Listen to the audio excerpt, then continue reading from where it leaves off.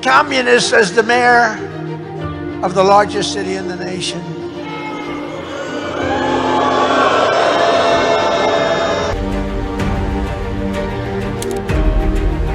നിങ്ങളൊരു കമ്മ്യൂണിസ്റ്റ് ആണോ?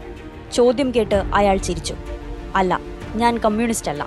ദശാബ്ദങ്ങൾക്ക് മുമ്പ് മാർട്ടിൻ ലൂതർ കിങ് പറഞ്ഞു വെച്ച ആശയങ്ങളിൽ നിന്ന് പ്രചോദനം ഉൾക്കൊണ്ട ഒരു ഡെമോക്രാറ്റിക് സോഷ്യലിസ്റ്റാണ് ഞാൻ. അയാൾ തുടർന്നു.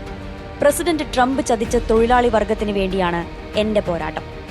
കമ്മ്യൂണിസ്റ്റ് ഭ്രാന്തൻ, ഇസ്ലാമിസ്റ്റ്, തീവ്രവാദി, അങ്ങനെ ചുറ്റിലും ചീറ്റിയ വിദ്വേഷങ്ങളെ കീറിമുറിച്ച് ന്യൂയോർക്കിന്റെ നഗരാധിപതിയാവുകയാണ് സൊഹ്റാൻ മംദാനി.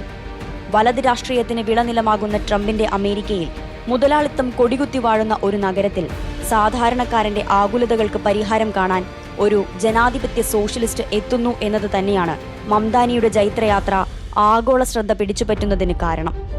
തൊഴിലാളി വർഗത്തിന് വേണ്ടിയാണ് പോരാട്ടമെങ്കിലും സാധാരണക്കാരന്റെ ജീവിത നിലവാരം മെച്ചപ്പെടുത്തുകയാണ് ലക്ഷ്യമെങ്കിലും അയാൾ ഒരു കമ്മ്യൂണിസ്റ്റ് അല്ല.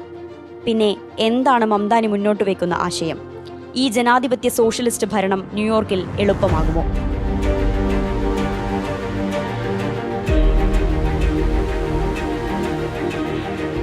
ട്രംപിന്റെ വിഭാഗീയ രാഷ്ട്രീയത്തിന് കടുത്ത തിരിച്ചടിയായിരുന്നു ന്യൂയോർക്ക് മേയറായുള്ള സൊഹ്റാൻ മംദാനിയുടെ വിജയം.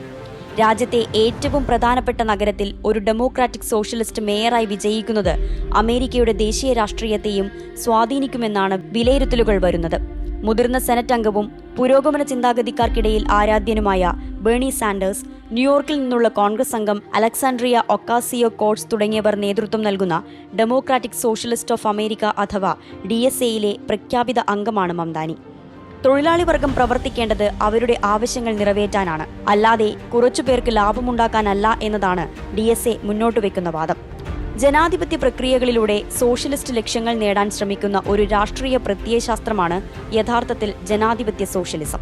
വിപ്ലവകരമായ അട്ടിമറികളിലൂടെയല്ലാതെ തിരഞ്ഞെടുപ്പുകളിലൂടെയും നിയമനിർമ്മാണങ്ങളിലൂടെയും മുതലാളിത്തത്തിന്റെ പരിമിതികളെ മറികടന്ന് സാമൂഹിക ഉടമസ്ഥതയിലുള്ള സ്വത്തുക്കളും സാമ്പത്തിക സംവിധാനങ്ങളും കൊണ്ടുവരുന്നതിനാണ് ഇത് ഊന്നൽ നൽകുന്നത്.